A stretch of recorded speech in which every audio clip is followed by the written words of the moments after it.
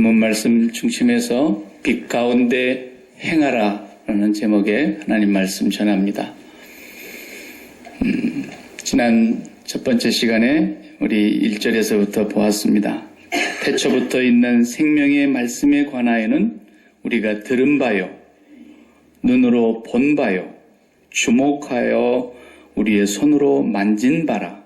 이 생명이 나타낸 바 된지라.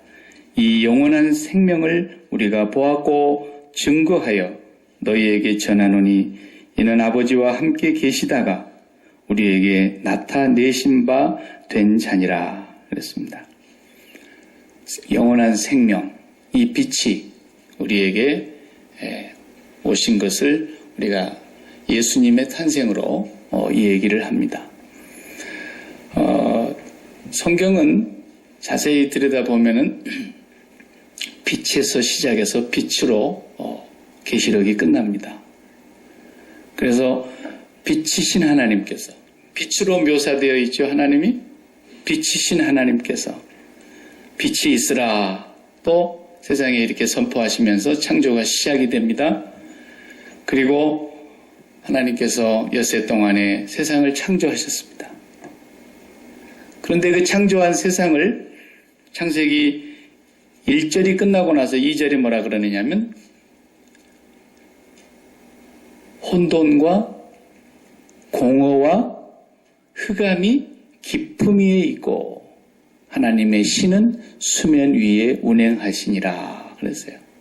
성령님을 얘기하는 거죠. 그래 세상을 혼돈과 공허와 흑암의 깊음 위에 있다. 저는 이 말을 참 그냥 줄줄줄 읽고 넘어갈 때가 참 많았었는데 이게 무슨 말씀일까라는 것이 늘 의문이 있었습니다.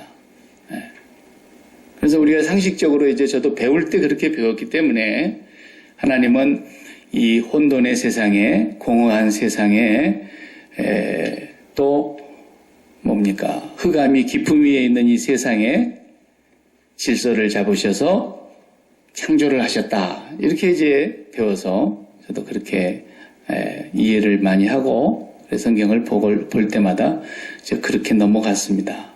근데 이제 성경을 볼 때마다 그 부분이 눈에 새롭게 들어오는 것 같습니다. 그 말씀이 무슨 말씀인지 오늘 여러분에게 제가 가르쳐 드리려고 합니다. 혼돈과 공허와 흑암이 깊음 위에 있다. 이게 무슨 말이냐라는 거죠. 이 말은 하나님께서 세상을 지으실 때에 세상을 창조하시려고 하나님이 생각을 가지셨지 않겠어요? 성삼위 하나님께서. 그럴 때에 우리 사람도 건물을 지으려고 그러면 설계도면이 있습니다.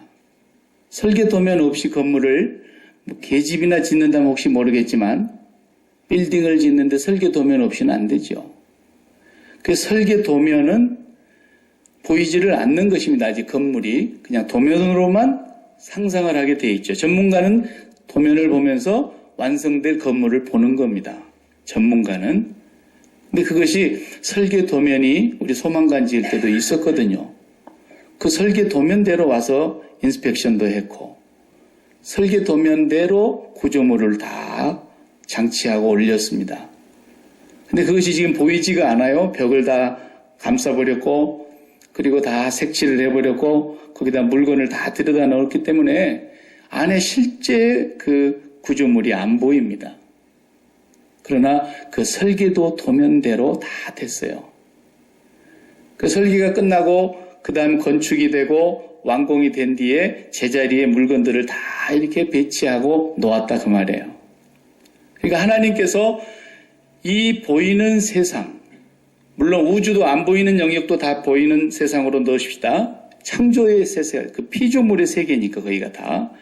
그래서 하늘에 계신 우리 아버지, 그럴 때 그 하늘, 하나님의 영역, 손으로 이렇게 만져지는 곳은 아니지만 주기도문에서 말하는 그 하늘의 영역을 빼고 난 나머지가 다 세상이에요.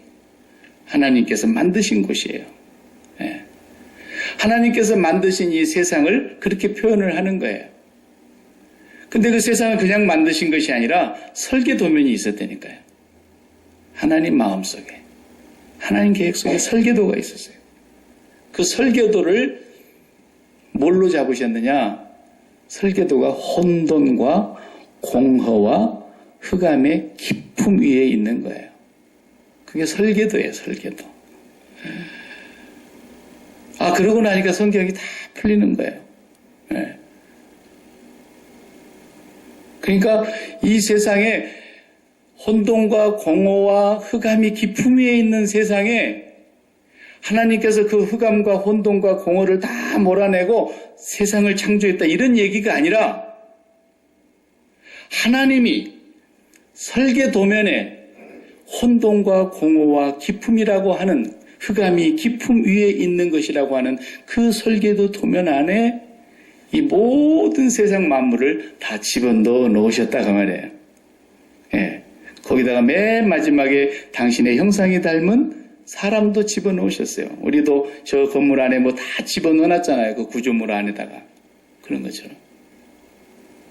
그래서 이 세상은 처음부터 하나님께서 이제 심판을 하신 날 예수 그리스도를 보내실 터인데, 주님이 오시는 재림 전까지 이 세상은 어떤 설계도 안에 담겨져 있는 거예요. 그 설계도 안에. 그대로 보이진 않지만 구조물이 거기에 들어있어요. 그 속에 사람도 넣으셨고, 공중의 새들도 넣으셨고, 바다의 물고기 생물도 넣으셨고, 땅의 육축과 모든 수목을, 각종 나무 열매 맺는 것들을, 아름다운 꽃들을, 만물을 다 그 안에 집어넣어 놓으셨어요. 다 배치해서. 근데 그 구조물이 바로 혼돈과 공허와 흑암의 깊음 위에 있다라는 거예요. 우리가 6.25 사변을 겪고 난 이후에부터서 우리나라가 이제 미국하고 이렇게 우방국이 되고 동맹국이 됐지 않습니까? 그래서 이제 항상 새로운 대통령이 탄생하면 고국에서는 미국으로 오고, 또 우리 미국 대통령이 꼭 한국을 한번 가십니다. 하여튼 미국 대통령이 한국을 방문하면 뭐 어느 나라를 가든지 마찬가지지만, 특히나 우리 미국의 대통령이 한국을 가게 되면은, 예전에는, 지금은 모르겠어요. 예전에는 하이아트 호텔이 한 단골이었어요. 예. 하이아트 호텔에 대통령이 딱 이제 자리를 잡습니다. 그러면은 그 남산의 하이아트 호텔의 그 호텔 자체가 미국 대사관으로 딱 바뀌는 거예요. 그리고 미국 땅으로 딱 바뀌어요. 예. 근데 대통령 가기 전에 벌써 한 달 전에 여기서 한 60명의 경호원들과 전문가들이 먼저 하얏트 호텔로 갑니다. 가가지고 그 방이 635개라 그래요. 그런데 한 400개 정도를 딱 사는 거예요. 아무도 그 400개는 누구도 못 들어오는 거예요.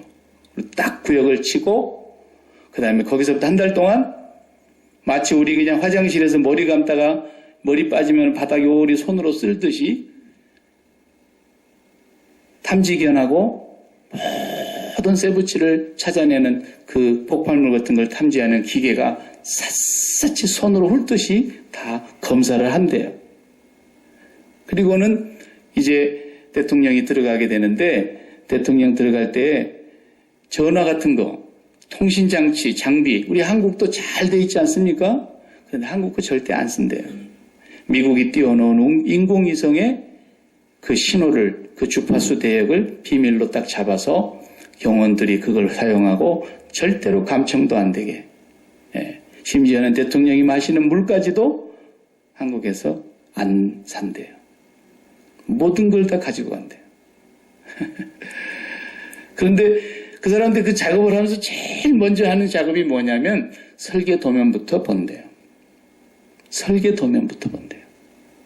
왜냐하면 유사시에 무슨 일이 벌어지든지 간에 경호원들이 설계 도면을 다 끼고 있어가지고 출입구부터 시작해서 비상구까지, 그리고 대통령이 어떤 유사상 순간을 만났을 때 어떻게 보호하고 경호하고 빠져나오고 이렇게 하는 것까지 철저하게 그걸 알아내려면 설계 도면부터 다 본다는 거예요.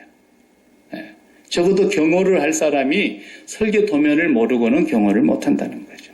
그 건물을 그렇게 철저하게 다 익숙하게 한 뒤에 그러면은 IS가 와서 테러를 하려고 해도 그걸 미전에 방지할 수도 있고 유사시가 벌어져도 그 상황에서 어떻게 어디로 빠져나와야 안전한가를 다 알고 있는 거죠. 무슨 얘기하려고 제가 그러느냐면 하나님께서 이 세상을 만드실 때에 하나님이 설계를 하신 거예요. 이 설계도 보면은 아무도 못 봐요. 하나님이 그냥 딱 한마디로 설명을 해놓으셨어요. 혼돈과 공허와 흑암이 깊음 위에 있다. 그러니까 이 세상은 혼돈이라는 말은 어려운 말인 거 아니에요. 쉽게 합시다. 답이 없다 그런 뜻이에요.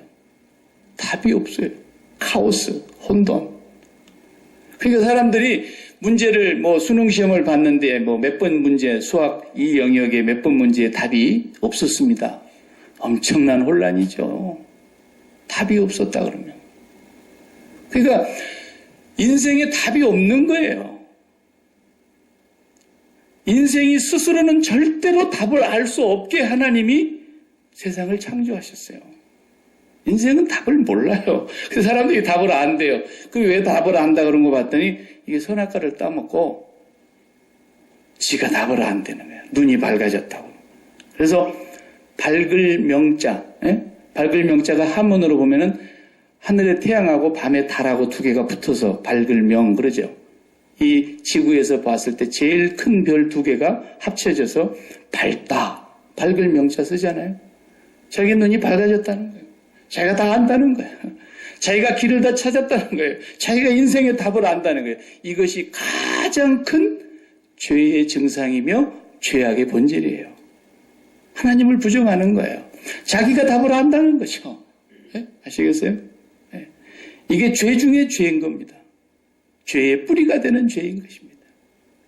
마귀에게 속은 인간이 네가 그걸 따먹으면 네가 다 답을 알아. 네 눈이 밝아져서 네가 하나님처럼 될 뿐더러 죽지도 아니하고 보십시오. 여기에 답이 있다고 인간이 믿는 거예요. 네. 그것이 하나님이 이 세상을 만들어 놓은 혼돈이라는 이 설계도대로 구조물을 넣어 놓으셨는데 그 구조물 안에 넣어 놓은 모든 인간들이 하나님이 없이는 답이 없어요. 처음부터. 답이 없어요. 그러니까 답을 찾았다 싶어가지고 이게 답이다 싶어가지고 죽을 힘을 다해서 일생을 달려가는데 그게 꼭 런닝머신 뛰는 것과 같다니까요. 제자리예요. 제자리. 죽으라고 뛰어. 안 뛰면 쓰러지니까, 안 뛰면 뒤로 자빠지니까, 안 넘어지려고 죽도록 뛰지만 답이 없고 길도 아닌데 가고 있는 거예요. 그래도 나는 답을 찾았다. 그렇게 생각했는데 답을 찾았다고 생각하는 사람들이 다 그 다음에 증상이 뭐가 옵니까? 공허합니다. 허망하다는 거예요. 아, 내가 이걸 위해서 살았단 말이요? 그래서 공허라는 말이 최고의 공허가 뭐예요? 죽는 겁니다, 여러분. 죽는 거. 지난주에 우리 김진규 교수님 그 얘기 그랬잖아요. 딱 자기가 죽게 되니까 아무것도 소용이 없더라잖아요. 죽게 되는데 뭐가 소용이 있어요? 자기가 일생을 쌓아서 달려왔던 길이 죽게 된다는데 뭔 소용이 있어요? 인간을 가장 공허하게 만들어버리는 게 죽음이에요. 그래서 인간은 죽음을 넘어설 수 있는 사람이 아무도 없어요. 이 세상의 설계도 자체가 혼돈과 공허라는 구조물 속에 인간을 넣어놓으셨어요. 흑암이 깊음 위에 있다. 좀 말이 번역이 어색합니다만 쉽게 이해를 하면 흑암이 끝이 없는 수렁으로 나락으로 떨어지는 걸 말하는 거예요. 그래서 그걸 무저갱이라 그러잖아요. 밑바닥이 없다라는 말이죠. 무저갱. 예? 어둠이 끝이 없어요. 어둠이 한도 끝도 없어요. 계속 빠져들어가는 거예요. 그러니까 이 세상은 창조 때 타락 이후부터서 주님이 오시는 순간까지 여전히 세상은 그럴 거예요. 그것이 설계도기 때문에 그런 거예요. 거기서 하나님을 만나지 못하면, 거기서 빛 대신 하나님 안으로 들어가지 못하면, 그 빛으로 찾아오신 예수 그리스도를 영접해드리지 못하면 끝까지 빛을 못 발견하기 때문에 어둠이 극심한 가운데서 흑암의 깊음 위에 있게 되는 거예요. 그러니까 답을 못 찾고 일생에 달려가지 않습니까? 답 찾은 사람이 있습니까? 하나님 없이? 예수 그리스도를 만나지 않고 답을 찾았던 사람이 없는 이유가 하나님이 세상을 그렇게 설계해 놓으셨기 때문에 그래요. 그래서 하나님을 떠난 인생은 그 혼돈과 공허와 흑암이 깊음 위에 있는 그 구조물 안에서 평생을 제자리 걸음하다가 멸망으로 가는 거예요. 그렇게 하는 거예요. 네. 거기서 나와야 돼요. 거기서 꺼내려고. 그걸 꺼낼 수 있는 사람이 아무도 없는 거예요. 대통령이 가면은 그 사람을 경호하기 위해서 설계도를 샅샅이 알아내고 설계도 구조대로 구조물을 완전히 익히고 출입구와 비상구와 안전지대를 다 숙지하고 있는 그 건축했을 당시로 돌아갔을 때 그 설계도 도면을 다 알고 있는 것처럼 이 세상을 설계하시고 이 세상의 모든 보이는 것과 보이지 않는 세계를 다 그 구조물 안에 넣어놓으신 하나님께서만이 우리가 어디로 나와야 될 줄 아시는 분인 거예요. 그분만이 우리 이 세상의 설계도를 지고 계시기 때문에 그분이 그래서 이 세상에서 우리에게 빛이 되시는 아버지 하나님이시며 그 빛이신 예수 그리스도를 세상에 보내신 거예요. 그래서 사도 요한은 예수님을 소개하면서 계속해서 빛으로 소개하고 있어요. 요한복음만 봐도 요한복음 1장에 하나님은 빛이시라. 오늘 본문에도 하나님은 빛이시라. 5절에 그랬네요. 또 요한복음 1장 4절에 보니까 그 안에 생명이 있었으니 이 생명은 사람들의 빛이라. 예수님을 빛으로 소개해. 또 요한복음 1장 9절에 참빛 곧 세상에 와서 각 사람에게 비치는 빛이 있었나니 나는 세상의 빛이니 나를 따르는 자는 어두움에 다니지 아니하고 생명의 빛을 얻으리라. 그분만이 빛이라는 거예요. 그 빛을 세상으로 보내주신 거예요. 이 빛을 잃어버린 거예요. 선악과를 따먹으니 인간들이 자기들이 스스로 눈이 밝아져서 안다는 거예요. 그래서 철학 그러면 뭐예요? 밝을 철자를 쓰죠. 한문에 밝다는 거예요. 밝은 학문이라는 거예요. 그런데 여러분도 다 아시는 얘기지만 델포이 신전의 무녀가 대단한 소문이 있는 사람인데 하루는 소크라테스 친구가 이 무녀를 찾아와서 철학자 중에 소크라테스보다도 더 훌륭한 사람이 있을까요? 이렇게 물으니까 단막에 없다 그랬어요. 없다. 소크라테스가 그렇게 당대에 훌륭한 분이었다는 거죠. 그래서 친구가 소크라테스를 만나서 자네가 제일이라 그러대. 그러니까 소크라테스가 혼자 생각을 해본 거예요. 왜 나를 이 시대의 사람들이 최고라 그럴까?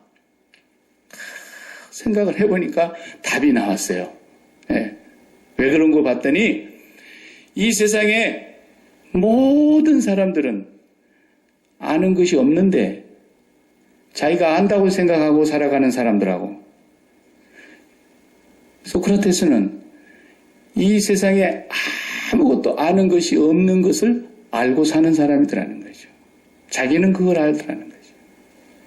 그래서 맨날 제자들에게 네 자신을 알아야 된다. 네 자신을 알아야 된다. 소크라테스가 스승이 그 제자들을 가르칠 때 제일 많이 썼던 반어법.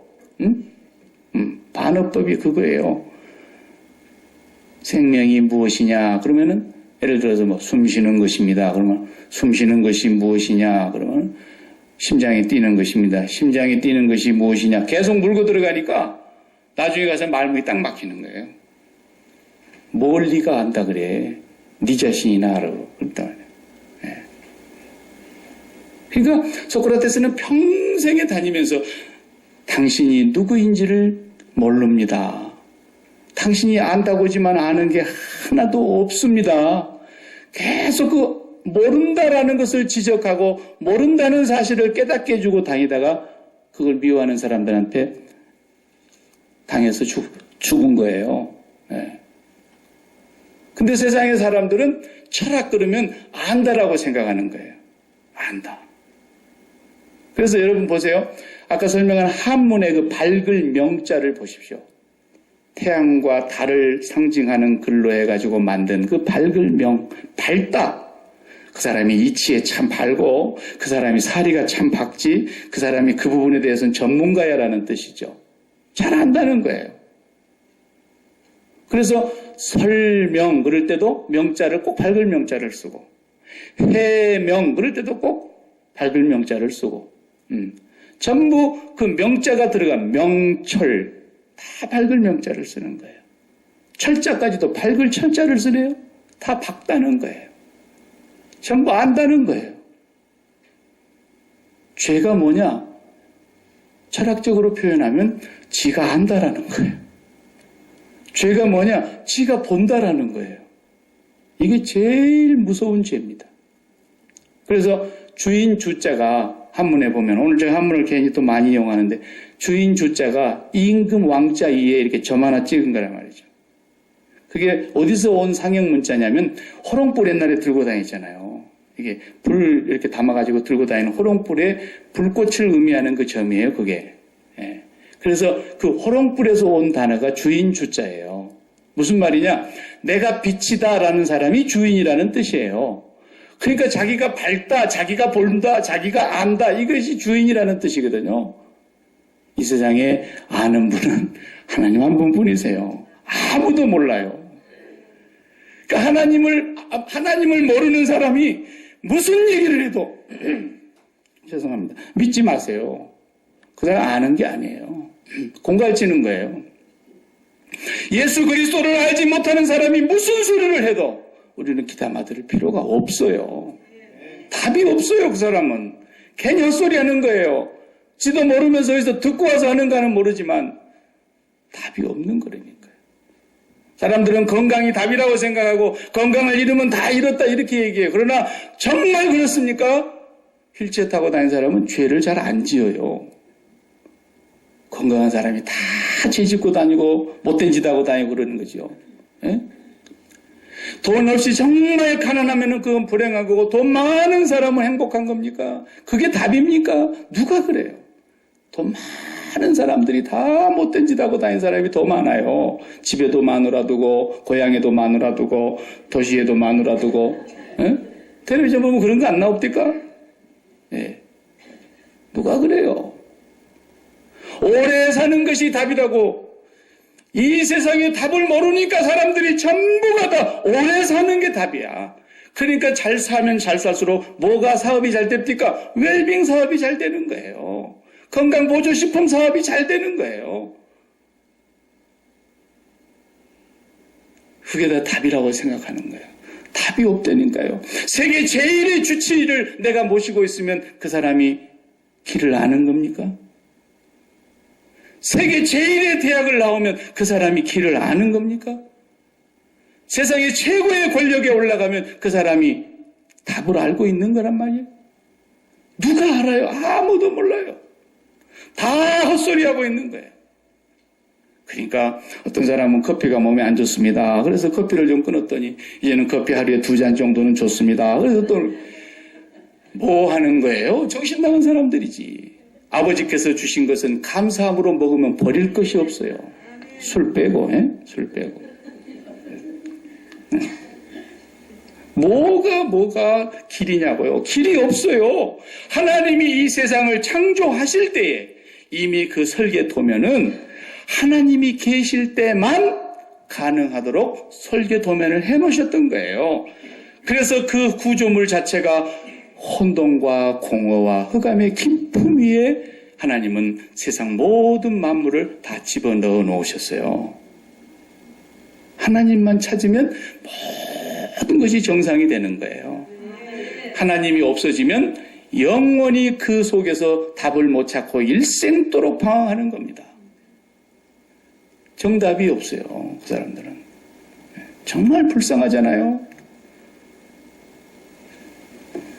마크 저크버그가 페이스북을 만들어가지고 불과 몇 년 만에 정말 세계에 이렇게 한 손에 꼽는 부자가 됐는데, 이 젊은이가 지난주에 발표하기를 내가 52조 한국 돈으로, 미국 돈으로는 45 빌리언을 다 도네이션 하겠다 이렇게 했어요.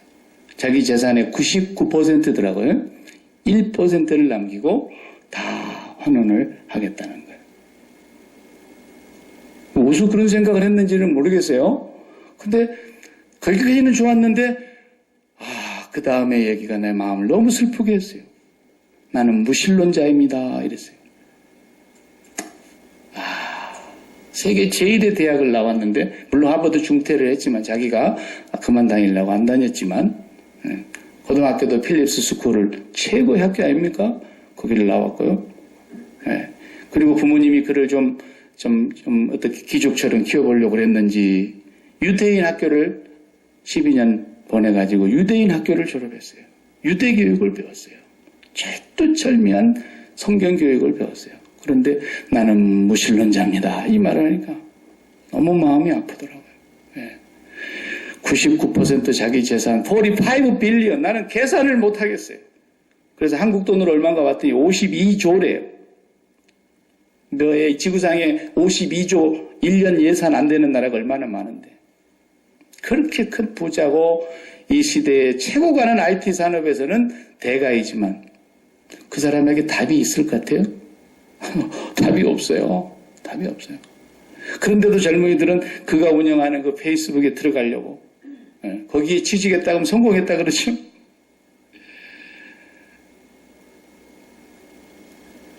하나님이 없이는 답이 없도록 하나님은 세상을 설계하셨다는 말입니다. 그래서 예수님께서 오셔서 빛으로 오셔서 이 혼돈과 공허와 흑암 안에 있는 빛을 잃어버린 이 생명들을 향해서 주님이 보냄을 받고 세상에 빛으로 오셨는데 참빛 그가 세상에 오셔서 세상을 비췄는데 사람들이 어둠이 너무 극심해서 빛으로 나아오지를 못하더라. 근데 우리는 빛으로 나왔잖아요. 보통 축복이 아니에요, 이게. 여러분이 공부를 잘해서 나온 게 아닙니다, 이게. 여러분이 뭘 알아서 나온 게 아니에요. 하나님께서 만세전에 우리를 그의 자녀로 그리스도 안에서 예정하사 선택하시고 오늘 그를 부르셨던 겁니다. 아버지께서 나를 이끌지 아니하시면 아무라도 주께 스스로 나올 자가 없다니까요. 다 길이 없는 사람들이었어요. 길을 잃고 방황하는 사람들이었어요. 다른 데 길이 없어요. 그러니까 모든 세상 사람들이 다 나름대로 길을 찾아보느라고 발버둥을 치는 게 종교 아닙니까? 수많은 종교를 만든 거예요. 그 수많은 종교를 제가 공부를 다 해보지 않았고 대표적인 몇몇 종교만 공부를 좀 해봤지만은 답이 뭔가 봤더니 그 사람들이 뭐예요? 결론이 좋은 일 해야 좋은 데 간다. 그거더라고요. 그게 모든 종교의 동일한 답이에요. 그러면서 좋은 일이야 좋은 데 간다 이렇게 얘기를 하면서 우리 보고도 다 뭐 기독교나 불교나 다 좋은 일에서 좋은 데 가자는 거 아닙니까? 이렇게 또 얘기를 하더라고. 안단이 신육을 해요. 네. 그게 길입니까? 빛이 오니까 우리는 그걸 알게 됐어요. 아, 좋은 일에서 좋은 데 가는 게 아니구나. 그래서 참빛 예수 그리스도 그분에게만 답이 있는 거예요. 답이 있어요. 예. 그래서 그분이 가신 그 길, 내가 곧 길이요. 그분이 실제로 가신 그 길, 그 십자가의 길, 그 십자가의 죽음의 길은 오늘 우리가 그분의 살과 피를 기념하면서 또 이 성찬 예전에 참여를 하는데 그 십자가에 죽으신 그 죽음은 무슨 말이냐면 오늘 본문으로 가지고 해석을 해보면 내가 이 세상의 모든 삶에 대해서 죽었습니다. 그 말이에요.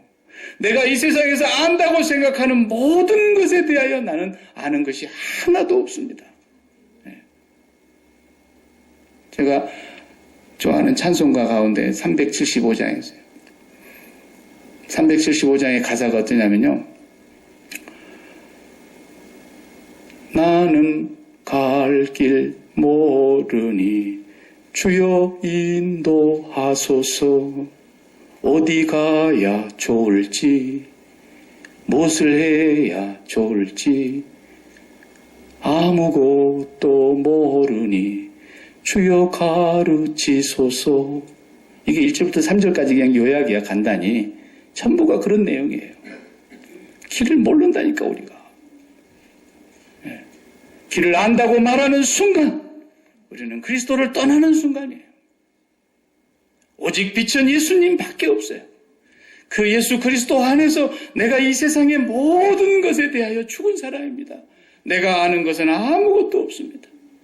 그리고 주님 앞에 겸손히 무릎 꿇고 그분을 마음에 모셔드리고 그분과 함께 내가 죽고 그분과 함께 살아가는 것만이 생명의 길로 가는 거예요. 예. 다른 길은 없습니다.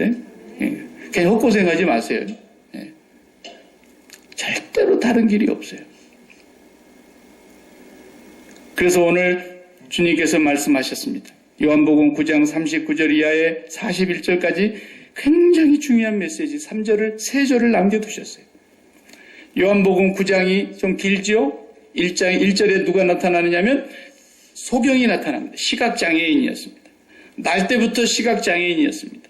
너무너무 안타까운 사람 아닙니까? 태어날 때부터 부모의 얼굴을 못 보고 태어났습니다. 일생에 하나님의 지으신 피조물을 하나도 볼 수가 없습니다. 눈으로 볼 수 없는 이 시각장애인이 날마다 성전 민문에 앉아서 그 구걸을 하면서 사는 겁니다.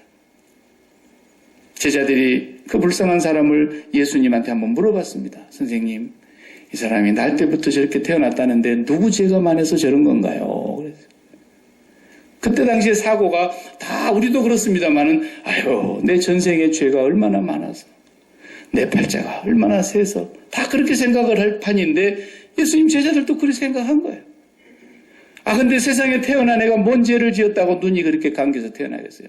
우리는 그러면 죄를 안 지어서 눈이 멀쩡히 태어났습니까? 그런데 주님이 말씀하십니다. 제 부모 죄도 아니고 본인 죄도 아니고 하나님이 그렇게 태어나게 하셔서 그렇게 하신 것이다. 그런데 하나님이 그 사람을 통해서 뭔가를 하시려고 그랬던 것이다. 그리고 쭉 설명을 하는데 바리새인들과 계속 논쟁이 시작이 되는 거예요. 그 사람 눈 뜬 것 때문에. 아니, 눈 떴으면 좋아서 기뻐서 펄쩍펄쩍 뛰고 감사하다 그러면 될 일인데 그걸 끝까지 따지고 들어가요. 누가 뛰었어? 언제 뛰었어? 언제부터 눈 감았어? 아니, 그게 왜 물어요, 그걸? 그 유대인들이 막 계속 따지는 거예요. 근데 이 사람이 나도 그분이 잘 누군지는 모르겠는데 내가 한 가지 분명하게 아는 것은 내가 본래 눈을 감고 있었던 사람이었는데 지금은 떴다는 것이다. 그랬어요. 그러니까 또 답답하니까 부모를 불러오라 그랬어요. 왜 부모를 또 불러옵니까? 부모한테 막 또 따지기 시작합니다. 어떻게 된 거냐고. 언제부터 떴냐고. 누가 떴냐고. 그러니까 부모도 예수님이 띄어졌다는 걸 아는데도 붙들려 가니까 말을 못하고 쟤한테 물어보라고. 우리 애한테 물어보라고. 나도 잘 모르겠다고. 이렇게 그냥 했어요. 그런데 예수님이 한참 뒤에 마지막 가서 결론을 내리는 거예요. 그 한 사람의 기적의 사건이 사인이거든요. 모든 것은. 그 사인이 무엇을 말해주는 거였느냐면 이렇게 말한 거예요. 예수께서 가라사대 내가 심판하러 이 세상에 왔으니 보지 못하는 자들은 보게 하고 보는 자들은 소경되게 하려 함이라 하시니 바리새인 중에 그 말을 옆에서 듣고 있다가 예수와 함께 있던 자들이 이 말씀을 듣고 뭐라 그랬냐면 야, 그럼 우리도 소경이란 말이야? 이랬어요. 그러니까 예수께서 가라사대 마지막 41절에 너희가 소경되었더라면 죄 없으려니와. 죄가 뭔 말이에요? 내가 본다라는 말이 죄라는 뜻이라니까요. 내가 눈이 밝습니다. 이게 죄악이라는 거예요. 내가 내 인생의 문제를 해답을 갖고 있습니다. 김진규 씨 마냥 조카들한테까지 그냥 목사 아들한테까지 막 예수님 거 없다니까 그거 십자가에 못 박혀 다 거짓말이야. 계속 그렇게 하나님을 거역하고 예수 믿는 사람 해방 놓고 그랬더니 이 친구가 본다고 하는 것이 얼마나 무서운 죄냐는 거예요. 그래서 예수님이 너희가 소경되었더라면 죄 없으려니와 본다고 하니 너희 죄가 그저 있느니라 그랬어요. 이게 무서운 말이에요, 여러분. 그래서 예수님께서 오늘 요한일서 1장 8절 그러지 않습니까?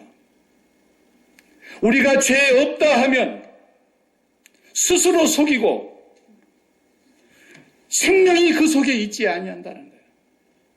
죄 없다라는 말이 뭔 말이에요? 반대로 들으면 내가 본다라는 거예요. 내가 다 안다라는 거예요. 내가 길을 쥐고 있고 내가 답을 들고 있다라는 거예요.